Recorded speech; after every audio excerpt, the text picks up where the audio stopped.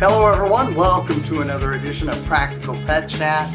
Thanks for joining Lorin and I. We always appreciate spending a few moments with you. And Lorin, today we're going to talk about a topic that I'm sure a lot of folks are dealing with right now, and that is seasoning your pets. Now, no, we're not talking about, your traditional feast seasonings.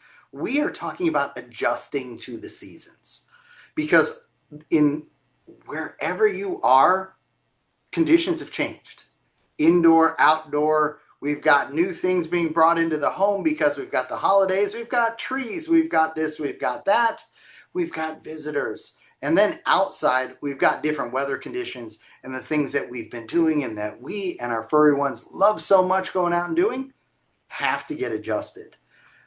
Lorin, you live in a much more volatile climate than I do these days. So I'll kick it to you first. How do you season your pets? A little basil, a little oregano, works every winter. It's funny you said that. We had a tornado touchdown yesterday, and damaged about 100 homes. Not in my immediate area, but I did think about that because I was gone and my dogs were home. There's a lot of things you have to consider for this time of year, depending on where you live. Um, let's take the obvious one. It for most people, it's very cold. Not where you are, not where I'm at, but for a lot of the country, and we have people that listen to us around the world, it's very cold where they're at, snow and ice and those kinds of conditions.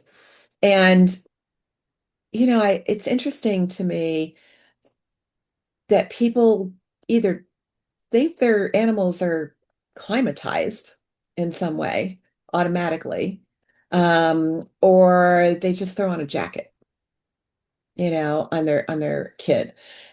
Conversely, I've seen, dogs walking around like the Michelin Man.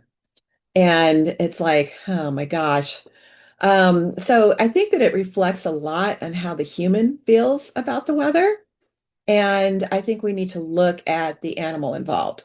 Every year when I had my store, I used to post how to make an outdoor shelter, an outdoor bed for cats or, any wildlife that needed a little bit of a shelter from the cold.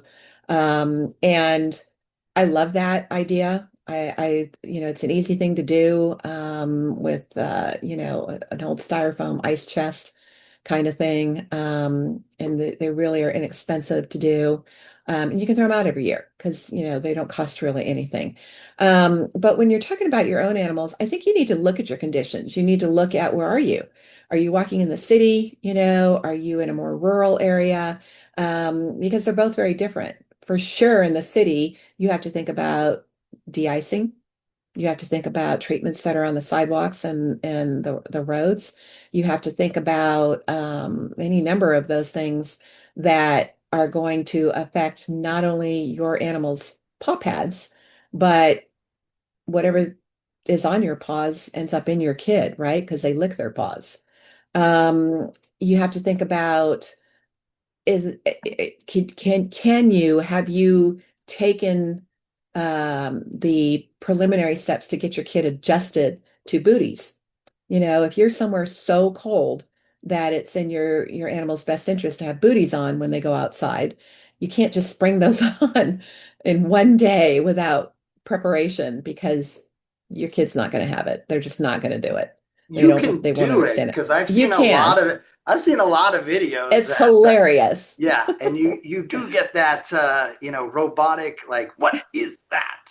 Um, Yes. but to your point, yes, if you want to do it pleasantly for everybody, yeah, ease them into that. Yeah.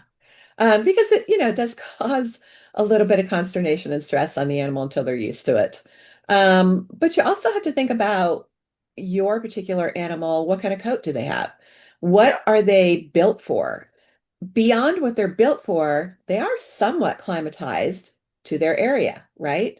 So if you're coming off of a pretty hot summer and maybe a tepid fall before your first snow and ice storm, then their coats may not have had time to adjust to that temperature change either. So you have to look at that. You can put so much clothing on your animal that you make them too hot.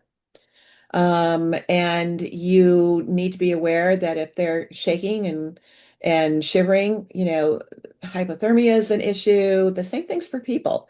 All the issues that come with those volatile weather conditions that affect us can affect them as well. Yeah. I like what you talked about too.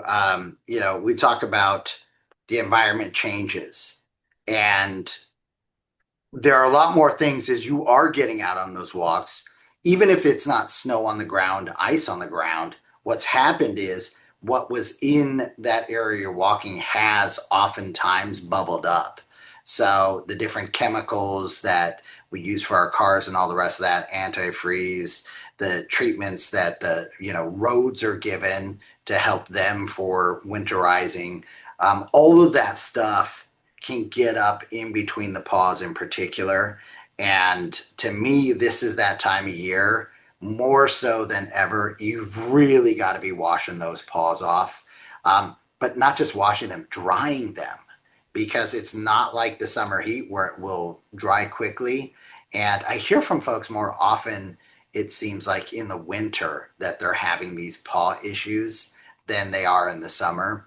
And so I think that is like number one. But here's the weird part too is every year I get a story of some tragic situation because someone was using a space heater, or they were using one of those old time furnaces, and it's been cold the rest of the year. It hasn't Mhm. been on. It's not anything I couldn't bump into, I needed to worry about.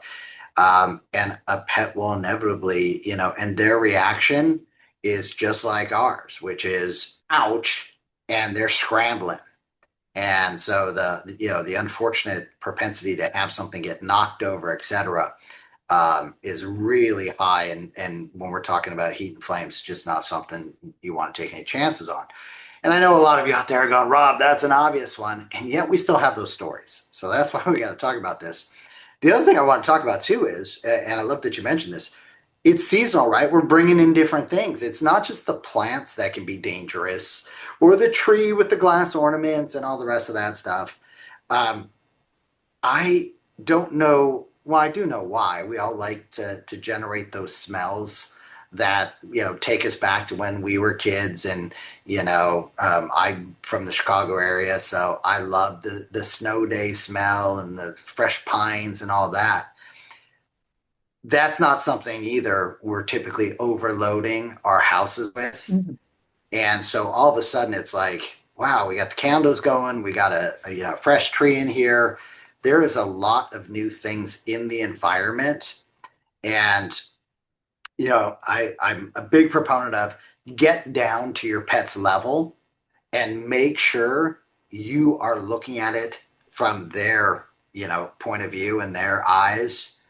What things catch your eye as a, ooh, that's interesting, or ooh, hey, let me go play with that? Because they're definitely going to go explore that. They're curious by nature, dog, cat, etc.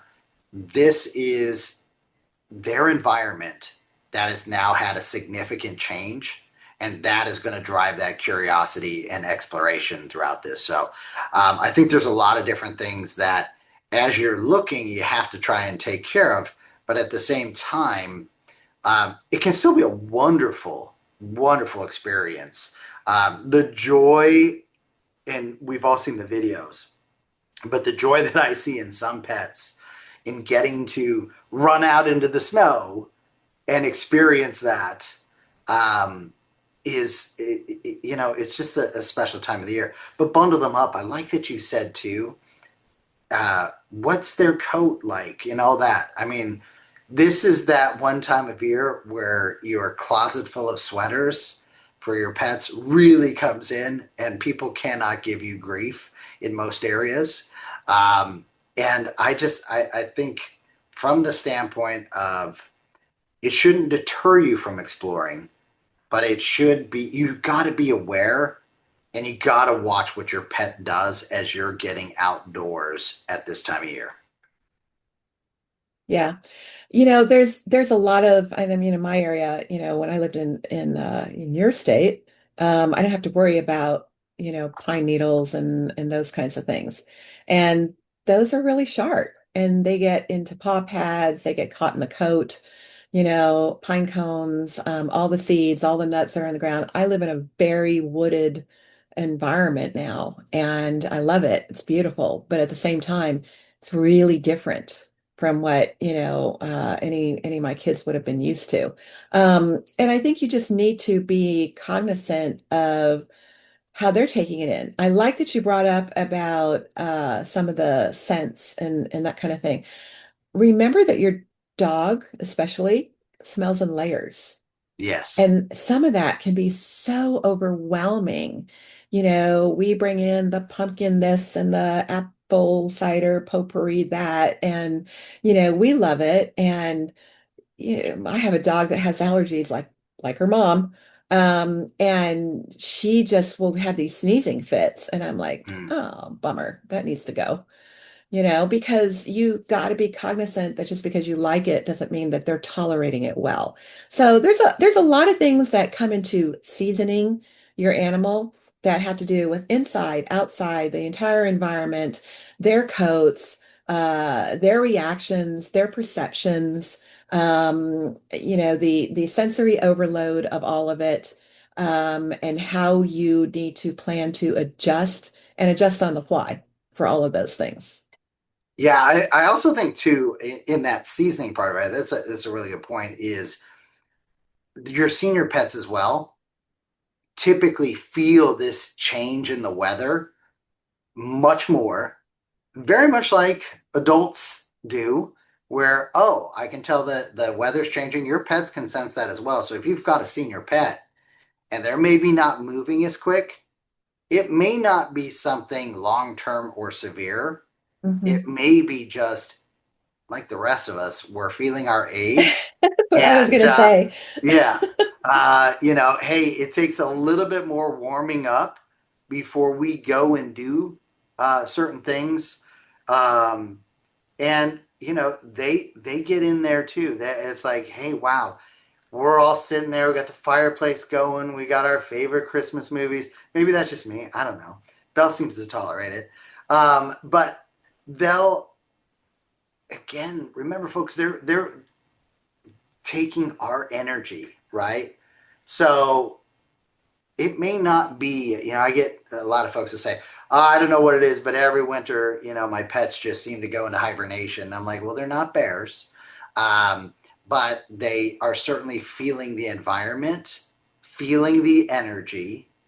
And sure, who doesn't want to be in the place that they're most comfortable? And by the way, you're moving a little bit slower too during that time of year, right? You're doing more sitting, you're doing more relaxing. You're under blankets You're on the and things like that. blankets. Yeah. Yeah, it is They're like, they're under the blanket with you. Yeah.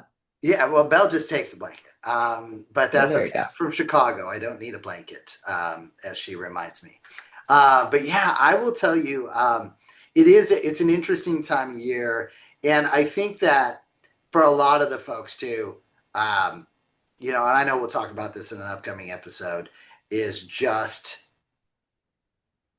that notion of we got to stay active. We got to stay active. You don't have to stay active outside. Right. And just because they've got a fur coat does not mean it is the fur coat that is going to keep them warm. They're not getting the extra bundle up. Maybe you are. Maybe you're even wearing your snow boots. But unless you're, doing the same for your pups in particular, that cold still impacts them. And that can get to them really quick. And I see people going out on these long hikes, and I'm like, whew, that is maybe not the breed I would try and do that with. Sure, if you got a husky, you got a Malamute, absolutely.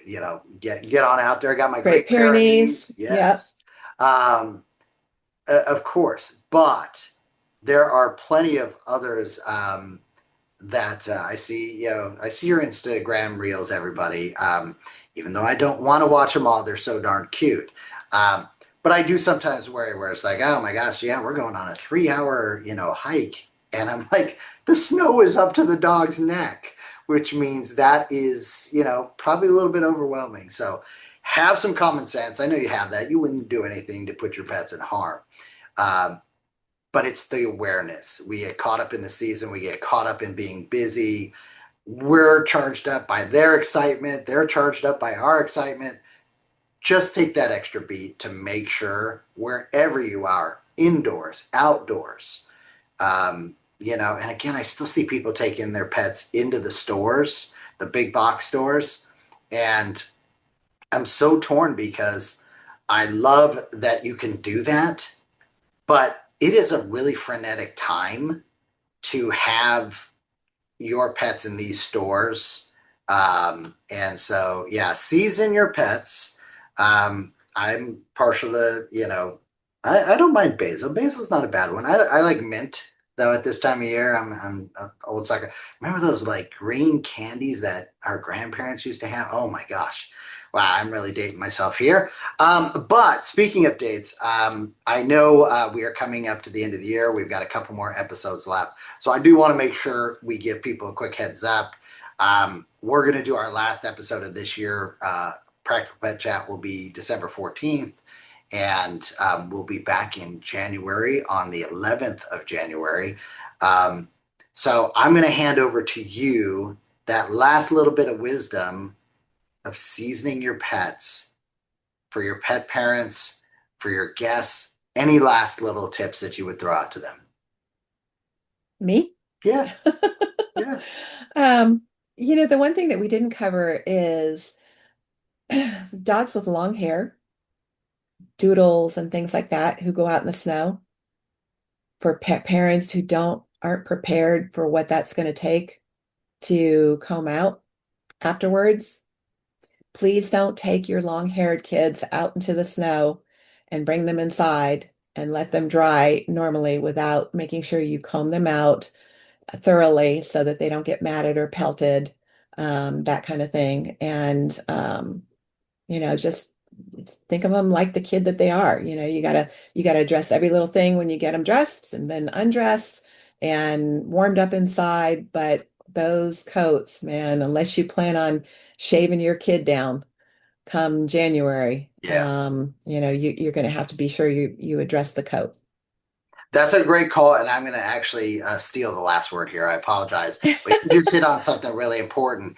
It's not just their coats and clothing, it's your coats and clothing too, right? Because you're going out, you're walking, you're using the sidewalks that have been salted, and you're going through all that stuff. So also take a look at where you're putting your stuff, making sure you're cleaning your stuff. I know a lot of us out there are very diligent about what we do for our pets, sometimes forget hey, we should be doing the same thing to what we're wearing. So that being said, if you've got a great tip, please send us an email. Lorin does not get enough emails. Send that to practicalpetchat@gmail.com. She will read that. And I don't want to promise in the new year I'll read more of them, Lorin, but we do appreciate all the suggestions, all the ideas. Thanks for listening to us on your favorite podcast network, watching our vidcasts on your favorite video network. We really appreciate you joining us here. Have a great week, and we'll see you on the next Practical Pet Chat. Bye, guys.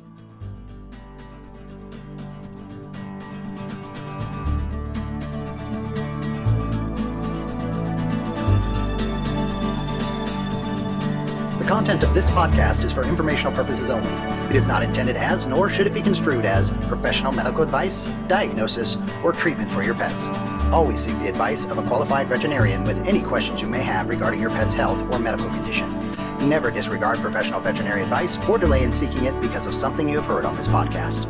The hosts and the guests of this podcast are not liable for any actions taken based on the information shared during these episodes. Any reliance on the information provided is solely at your own risk. Copyright 2025 Practical Pet Chat, all rights reserved. Unauthorized duplication, distribution, or reproduction of any content from this podcast, including but not limited to audio, scripts, and show notes, is prohibited without prior written consent. The opinions and views expressed by the host and guests are their own and do not necessarily reflect the views of Practical Pet Chat.